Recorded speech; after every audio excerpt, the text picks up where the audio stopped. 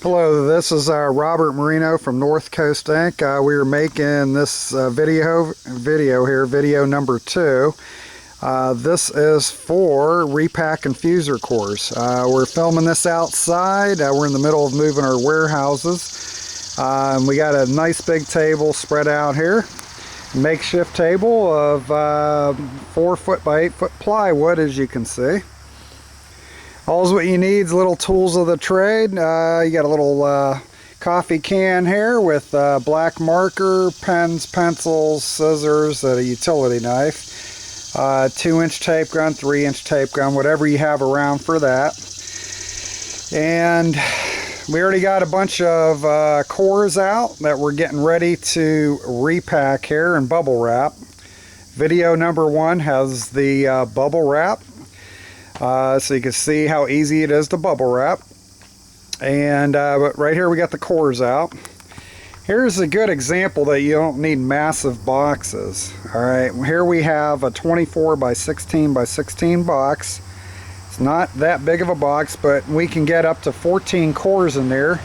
You should be able to get 10 in there no problem. Alright, now over here we got a bunch of fuser cores already bubble wrapped.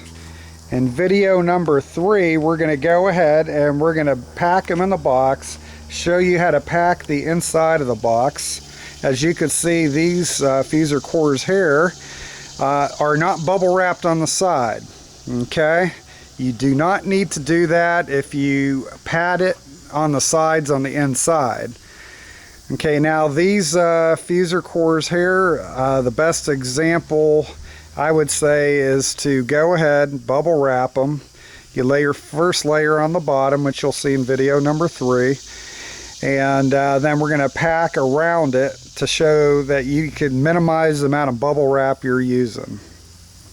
Okay, at this point I'm just blabbing, so video number 3 we're going to do, and then we're going to go back to video number 1 and do that last, and show you the size of the bubble wrap that you need to be using to protect these.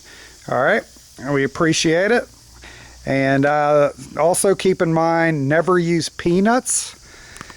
Peanuts will work their way to the bottom when FedEx or UPS gets the peanuts, or the boxes, and they go down the conveyor belt. When they go down the conveyor belt, all that shaking, the peanuts will go to the bottom of the box. Or I'm sorry, the cores themselves will go to the bottom, and they could crush each other at that point. But if you use this technique, you don't need any peanuts, you don't need any of them big 4-inch by 3-inch bubbles. Those really don't help at all. And also remember, if the box can be cut down, go ahead and cut down the box.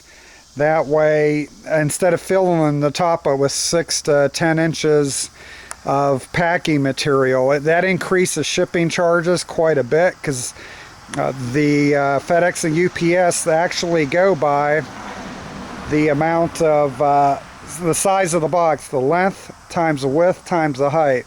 It's called dimensional weight, and if you could have got everything in a 24 by 16 by 16 box,